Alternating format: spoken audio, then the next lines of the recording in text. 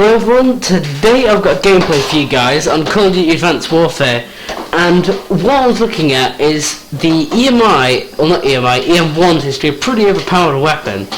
I've got the Pony edition of the gun, and it seems to be pretty epic. It does +2 damage, and I'm just selecting it here, and the main thing I want to talk about though is next gen really worth getting at this moment in time. So this is recorded off of a standard Xbox 360 Slim, and as you can see the gameplay, I'm actually using a HD PVR2 Game Edition to actually record the gameplay, and it's recording really well. There's no lag with the actual game, and I think that next gen is that the games are perfectly, they handle for me pretty well on a Xbox 360 console, and at this point in time I can't really see a point in getting an Xbox One. I know a lot of people in the CCAT, specifically Howling Westy, has bought an next-gen console, but I really can't see myself getting one specifically for you guys, and this video is really to recommend, or what I recommend you really do at this time. Right, there are a lot of money at the minute. I know for a lot of people that might not be able to get £300 to get next gen console, don't feel like you're missing out on too much, because next gen, it really is similar to this current gen, to be honest. I mean, the gameplay, like the style of it isn't really changed. There's a few graphical improvements. Like, I believe there's more pixels, I believe it's in a slightly higher resolution, but it's really not in, it's not too different. And so yeah, this is just recorded on the 360 console, and the gameplay is pretty sharp, you know, it's good, there's no lag. The only time you really get lag is when you get people with bad connection, or if you have bad connection yourself. People can sometimes mistake that for frame rate drops. I thought it was when I first played the game. It was quite laggy, but it was just due to someone else. That was the host connection to the game. It wasn't actually the 360s. So I really don't get people that go around saying that, you know, they've got like the best thing because they've got the next gen console, because it really comes down to personal preference. Like the PS4 and the Xbox One, I believe the Xbox One is, it's alright I guess, but it seems to be that the PS4 was mainly focused around gaming. It had a lot better graphics driver, I believe a slightly better processor than the Xbox One, but Microsoft really focused on just the little features to draw people in. Like they added the voice control, which I spoke to Howling Westy and he doesn't even have that on. So it's just really a waste of a feature, if you really ask me. And there was another feature on it about saying that the Xbox One, you can have like TV playing while you're playing your video games, like you're watching the football.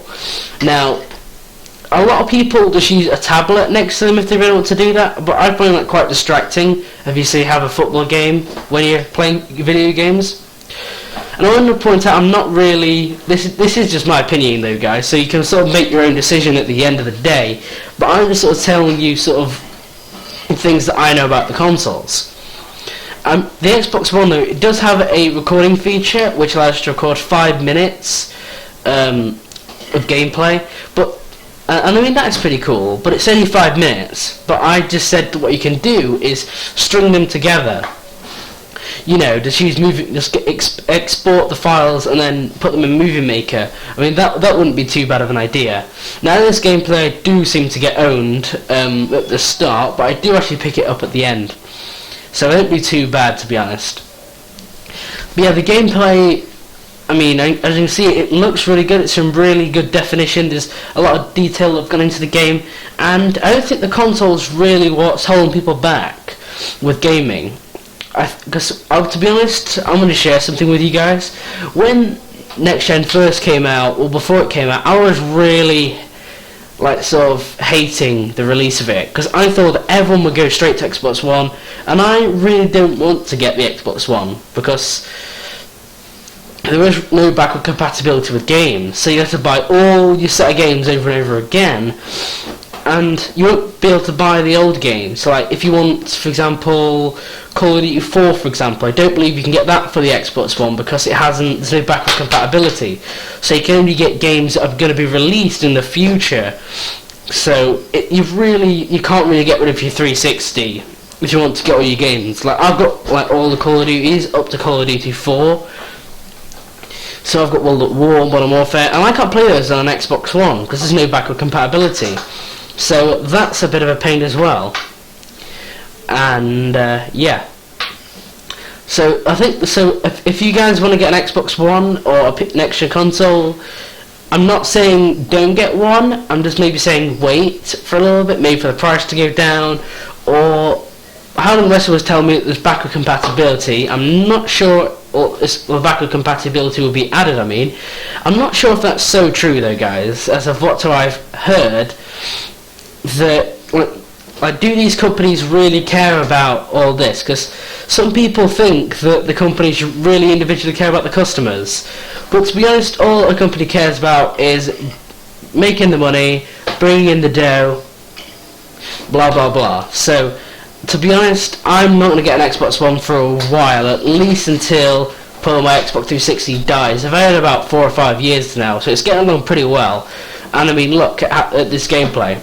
It's a pretty fine cut, it's done pretty well, and yeah.